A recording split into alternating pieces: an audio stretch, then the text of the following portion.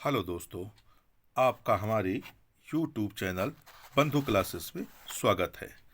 आज हम लोग यूपी पीसीएस 2023 को टारगेट करते हुए ज्योग्राफी के अति महत्वपूर्ण जो बार बार रिपीट किए जाते हैं ऐसे क्वेश्चनों का डिस्कस करेंगे। आज हम लोग ज्योग्राफी के 20 अति महत्वपूर्ण क्वेश्चन पर डिस्कस करेंगे। तो पहला क्वेश्चन हम लोग देखते हैं, भारत के किस राज्य में विश्व का सबसे बड़ा थोरियम भंडार मौजूद है। यानी पूछ रहा है, क्वेश्चन आपसे पूछ रहा है कि भारत के किस राज्य में सर्वाधिक थोरियम के भंडार मौजूद हैं या स्थित हैं। तो हमारे सामने विकल्प हैं केरल, कर्नाटक, आंध्र प्रदेश या असम में। तो हमारा विकल्प होगा केरल के जो तटीय समुद्र से लगे हुए तटीय क्षेत्र हैं, जो वहाँ रेतीली मिट्टी पाई जाती है या एक रेत पाई जाती है, उसी में थोरियम के एक विशाल भंडार मौजूद है। तो इसलिए हमारा विकल्प क्या सही होगा? विकल्प नंबर ए सही होगा। यानी क्वेश्चन नंबर 1 का ए विकल्प सही होगा, केरल। यानी केरल राज्य में भारत की तरफ से सर्वाधिक थोरियम के भंडार मौजूद है। अगला क्वेश्चन हम लोग देखते हैं, क्वेश्चन नंबर 2 देखते हैं। क्वेश्चन नंबर हम लोग 2 देखते हैं, कौन सा राजस्थान का मरुस्थलीय जिला नहीं है। यानी अगर हम ये भी कह सकते हैं, निम्नलिखित में से कौन सा राजस्थान का मरुस्थलीय जिला नहीं है। आपके सामने विकल्प हैं कोटा, बाड़मेर, जैसलमेर, चूरू। यानी कहा जाता है राजस्थान के जो पश्चिमी एरिया है, उसके पश्चिमी तटीय पर थार मरुस्थल पाया जाता है।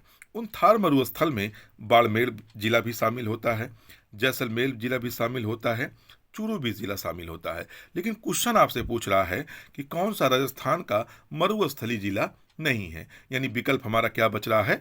कोटा। यानी कोटा जो है राजस्थान का मरुस्थलीय जिला नहीं है। ठीक है दोस्तों, अगला क्वेश्चन हम लोग देखते हैं। क्वेश्चन नंबर 4 की अगर हम बात करें, निम्नलिखित में से किस राज्य में सबरीमाला स्थित है। यानी क्वेश्चन आपसे पूछ रहा है, निम्नलिखित में से किस राज्य में सबरीमाला स्थित है। विकल्प हैं आंध्र प्रदेश, तमिलनाडु, केरल, कर्नाटक।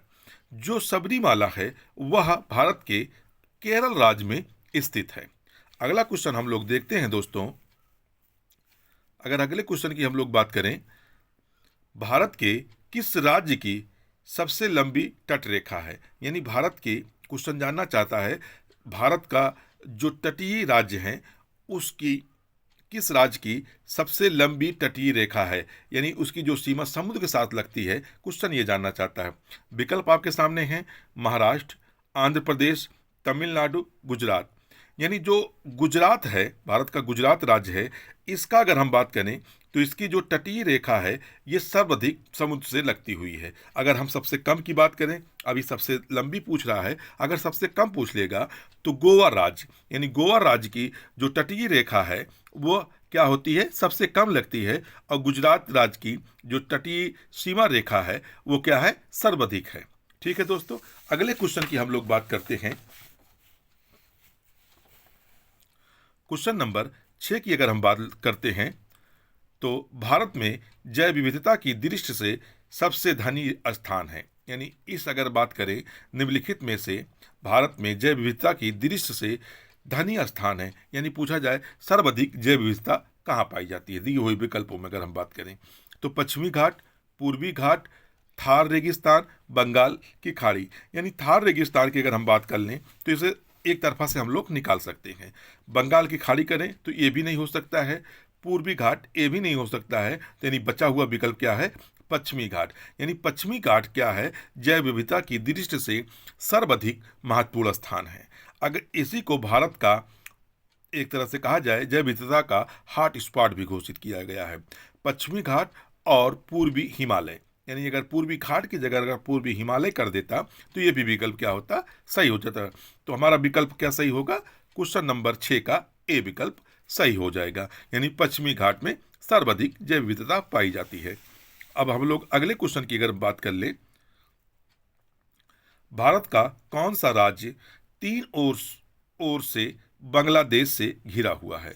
यानी क्वेश्चन आपसे पूछ रहा है कि भारत के किस राज्य में तीनों तरफ से अंतर्राष्ट्रीय सीमा बना हुआ है? यानी कौन सा राज्य है? तो विकल्प आपके सामने हैं, त्रिपुरा, मिजोरम, मेघालय या नागालैंड। तो विकल्प क्या होता है?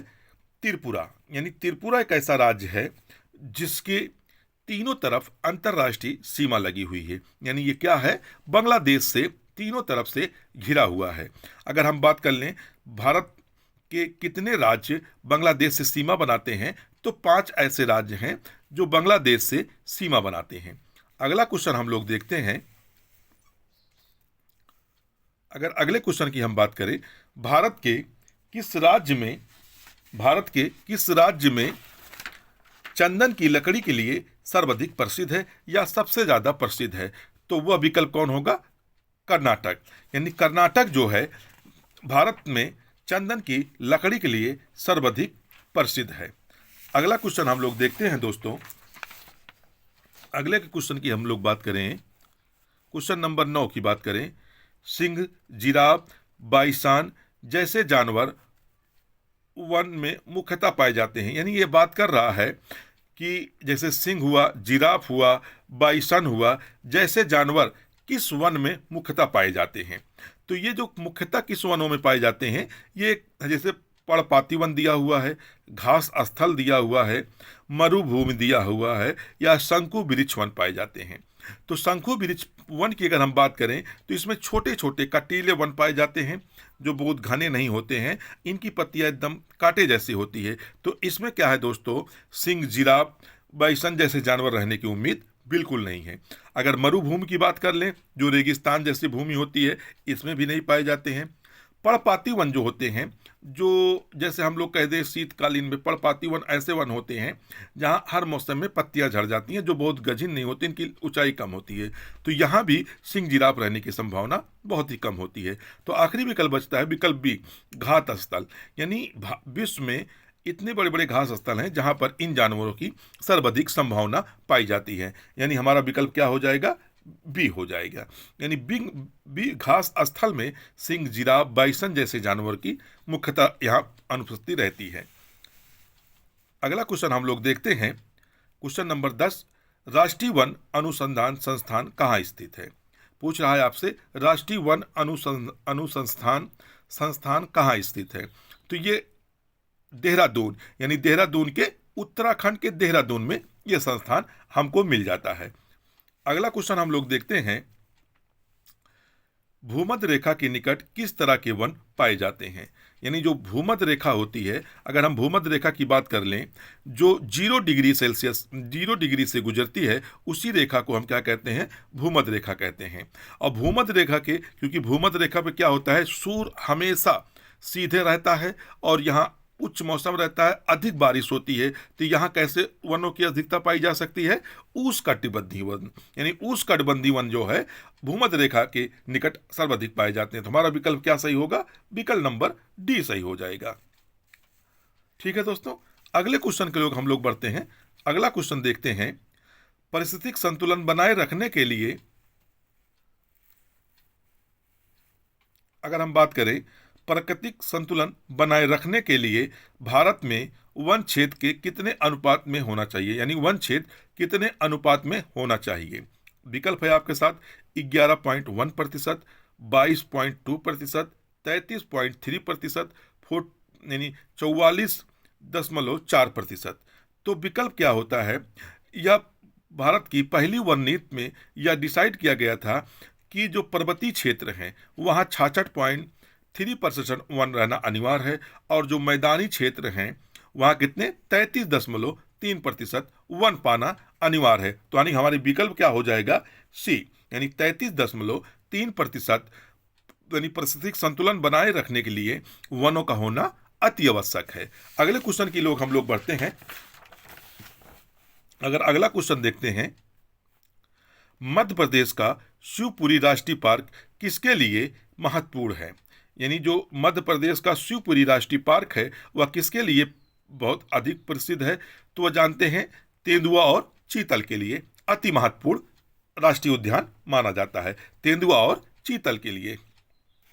अगला अगर क्वेश्चन हम देखते हैं, अगर अगले क्वेश्चन की बात करें, या एकमात्र अभ्यारण्य जहां कश्मीरी महामृग पाया जाता है। यानी क्वेश्चन आपसे जानना चाह रहा है कि जो कश्मीरी महामृग हैं वह किस राष्ट्रीय उद्यान में पाए जाते हैं। जैसे कान्हा राष्ट्रीय उद्यान आपके सामने विकल्प दिया हुआ है, दाचीग्राम राष्ट्रीय उद्यान दिया हुआ है, गिरी राष्ट्रीय उद्यान दिया हुआ है और मिरुदुलाई राष्ट्रीय उद्यान दिया हुआ है।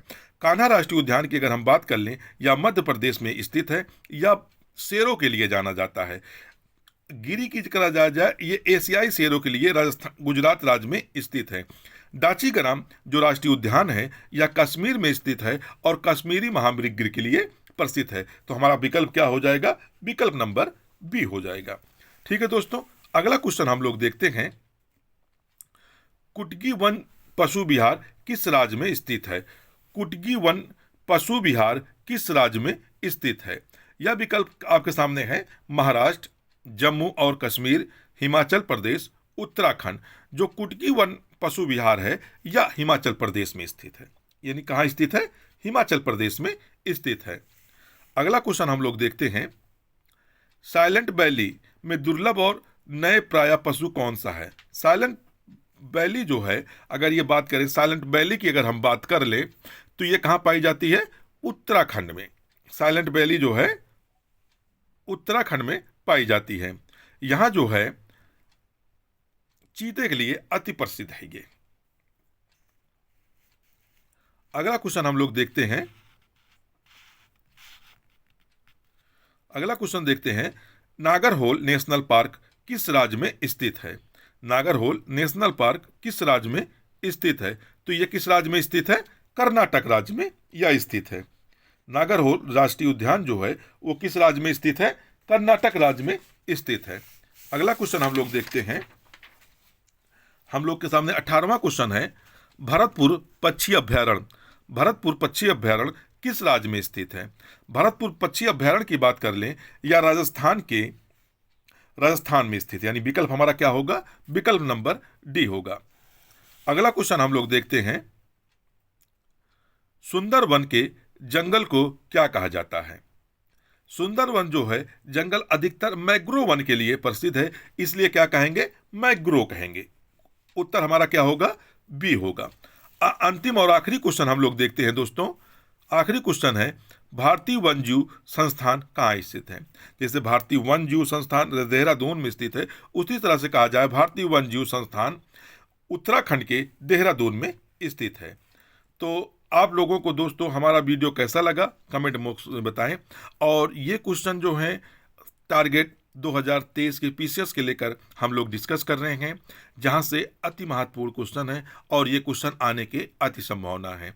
तो हम लोग दोस्तों अगले अपने वीडियो मिलते हैं, जब तक के लिए जय हिंद।